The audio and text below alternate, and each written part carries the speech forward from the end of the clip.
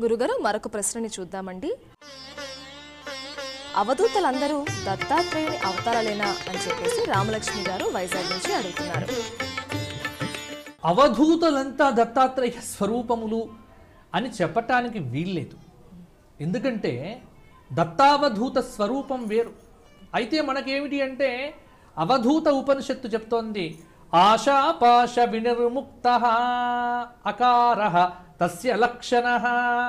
ఆశ లేకుండా పాశం లేకుండా ఉండటం, అలాగే వాసన అనేటువంటిది పుత్రేషణ ధారేషణ ధనేషణ అనేటువంటి వాసనలు లేకుండా ఉండటం వకార తస్య లక్షణం. ధూళి ధూసర గాత్రాంగ, ఎప్పుడు కూడా శరీరం నిండా మట్టి ధూళి దుమ్ము కొట్టుకొని ఉండటము. అలాగే తత్వమస్యాది లక్ష, సర్వం ఒక్కటే అనేటువంటి భావన. ఈ 4 ఎవరిలో ఉంటాయో ఆయనే అవధూత.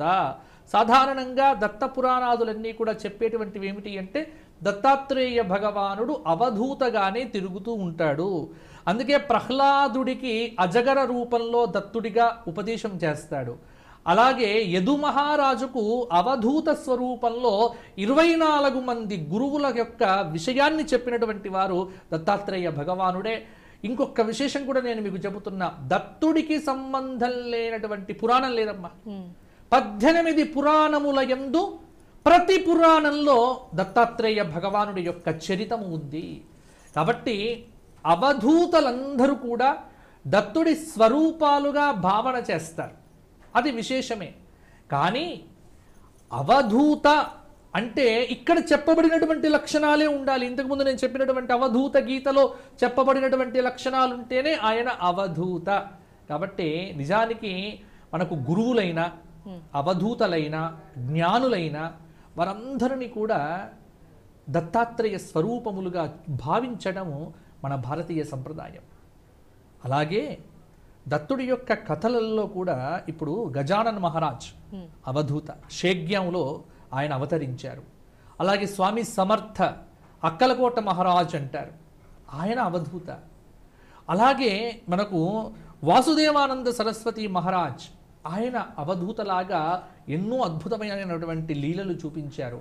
అలాగే నిత్యానంద సరస్వతి స్వామి వారు బొంబాయి దగ్గర వజ్రేశ్వరి అని అక్కడ ఒక మంచి ఆశ్రమం కట్టారు, ఆయన అవధూత.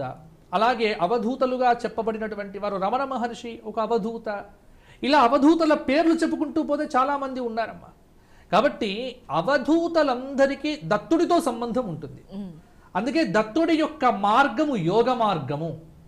ఆ యోగ మార్గాన్ని ఉపదేశించినటువంటి వారే దత్తాత్రేయ భగవానుడు. ప్రతి భక్తుడికి దత్తుడికి సంబంధము ఉంది. ఎవరైతే కృష్ణ భక్తులు, ఎవరైతే శివభక్తులు, ఎవరైతే మనకు పురాణముల యందు భక్తులు ఉన్నారో వారందరికీ దత్తాత్రేయుల వారు తత్వోపదేశం చేశాడు. ప్రహ్లాదుడు ఇంత గొప్ప నరసింహ భక్తుడు కదా, ప్రహ్లాదుడికి జ్ఞానం కలిగింది ఎక్కడ అంటే మరల దత్తాత్రేయ భగవానుడి యొక్క ఉపదేశం వల్లనే జ్ఞానం కలిగింది. అలాగే మనకు భాగవతంలో ఏకాదశ స్కందం అంతా కూడా దత్తాత్రేయ భగవానుడికి చెందినటువంటి కథలే కనిపిస్తాయి. యదు మహారాజుకు అవధూత రూపంలో 24 మంది గురువుల తత్వమును ఉపదేశం చేసినటువంటి వారు కూడా దత్తాత్రేయ భగవానుడేనమ్మా. కాబట్టి అవధూతలంతా దత్తుడి యొక్క అంశాలుగా భావన చేస్తారు. ఇది భారతీయ సంప్రదాయంలో ఉన్నదే. కానీ అవధూత అంటే నేను చెప్పబడినటువంటి లక్షణములు వారు మాత్రమే అవధూతలు. కలియుగంలో చెప్పబడినటువంటి అవధూతలకు వీరికి